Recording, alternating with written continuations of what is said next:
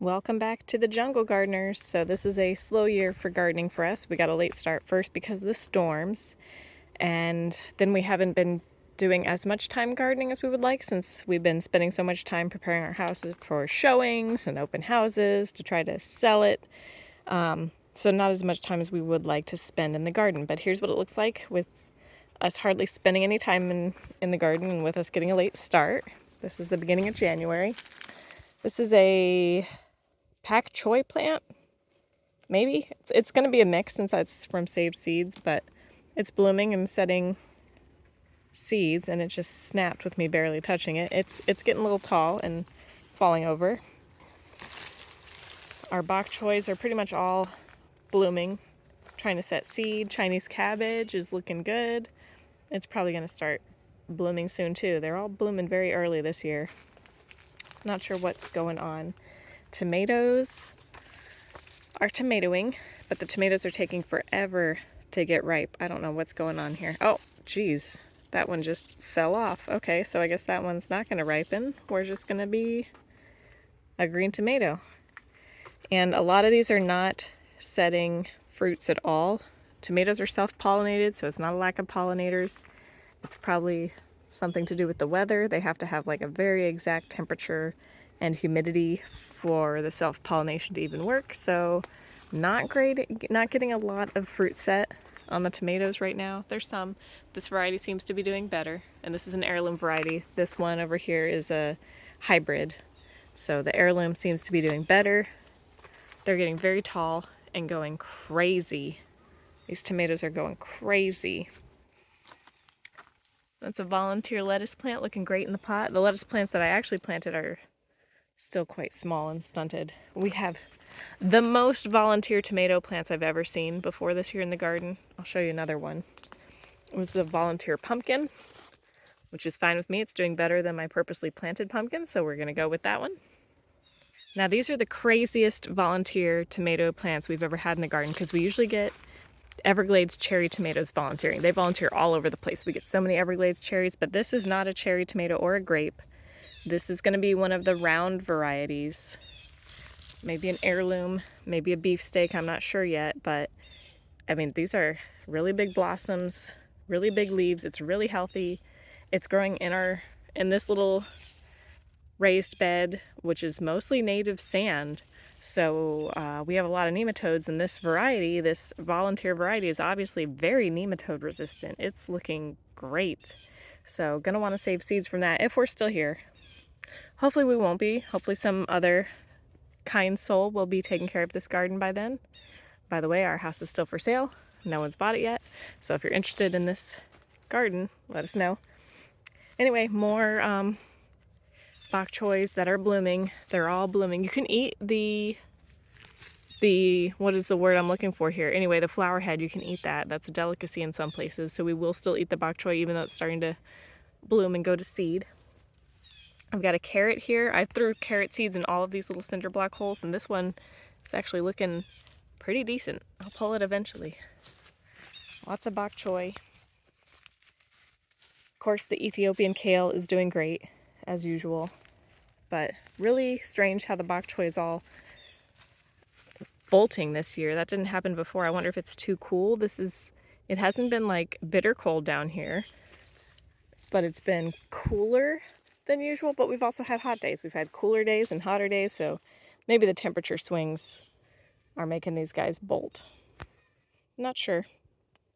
Of course, it's papaya season, so we're getting plenty of papaya fruits. We harvested about 6 this week, and we left them on the counter when we left the house today. So our large husky mix ate 3 papayas by himself today when we were not home. Our fault, but he's not going to need dinner now.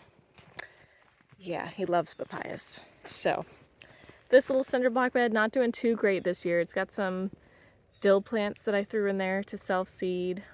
Most of the things I've been transplanting into here, though, have been dying. I'm not sure what's happening, because last year this bed did great.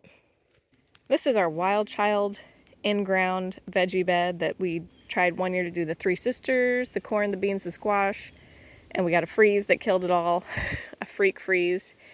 And we've tried all kinds of things in here, but right now I plunked an eggplant in there and a tomatillo, and they're actually doing really well.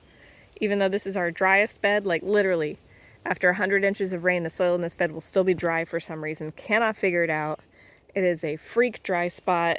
You could literally just dump an entire ocean of water on it, and this soil is so hydrophobic it'll still be dry. And yet, despite it being dry, and despite the wisdom that says bananas need to be very moist and with lots of organic matter, these are our happiest banana plants in the yard.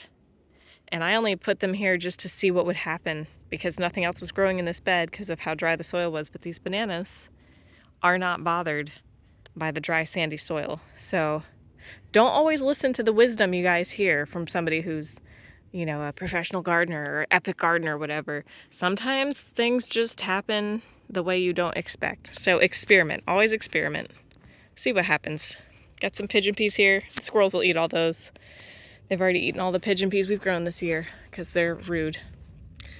Anyway, got some tomatoes in pots. This is interesting. Last weekend we had about an inch of rain overnight, and no matter how much I water with well water, which these guys are watered a couple times a week, they're kept plenty moist.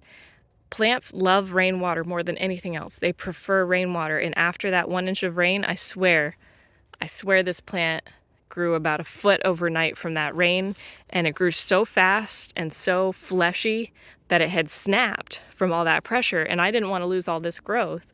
So I splinted it. This is the splint I made here. So I tied it very closely to the stake with this rubbery stuff I have that's actually designed for hanging Christmas lights, but I used it for this, and it self-healed. Just by splinting it, it did heal. It didn't snap all the way through. There was still a little bit of the plant was still hanging on to itself. And so if you still have a little bit of plant hanging on to itself and you get a snap, try splinting it. It's worked for me for pumpkins too in the past when they've snapped from too much growth too quickly. So, I mean, it looks great after being splinted. So that's really interesting. Go ahead and splint your plants. Of course, we have broad mites again on the peppers. And I've just been too busy prepping the house for showings to spray it with neem oil or anything. So the broad mites are winning right now. They're a problem. Lots of broad mite damage. I guess I should spray one of these days. Transplant area. We've got a lot of tomatoes, and I have nowhere to put them. I have too many tomato plants now. Earlier in the season I had none. Kale plants and lettuce plants and bok choy and basil and bell peppers. They're all doing great. Again, this is all organic, using only compost and other secret sources of organic fertilizer, and they're looking good. Planting area, all looking good before we get the snap, the cold snap. Oh, and back here, we have one of our prize monstera plants back there. It's got 4 fruits on it. So whoever buys the house is going to get, we have a total of 9 fruits on all our monsteras in the yard this year. So whoever buys the house will get to eat 9 monstera fruits. Lucky son of a gun. And this bed is super happy. This is where I just threw a handful of all the different brassica seeds I had. Just literally threw them in there and walked away.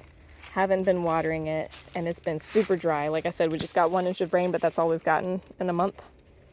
And these guys are doing pretty good, especially the Ethiopian kale. It's always the winner. Obviously, it won out. But you got to experiment. So we've got plenty of leafy greens there.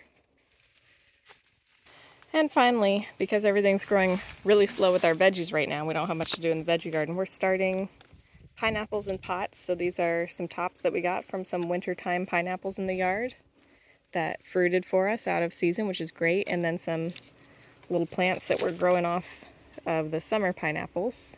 And I'm just plunking them in pots of soil. And these we'll take with us wherever we move and have a greenhouse with some pineapples. So pretty easy to grow them.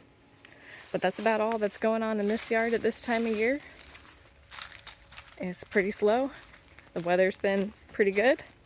We could use some more rain. We're getting into a drought, but this is wintertime gardening down here in Southwest Florida. And remember, this food forest, jungle, veggie garden, botanical garden paradise is for sale. So if you think you would enjoy gardening down here, come on down for a visit. Thanks for watching. Happy gardening.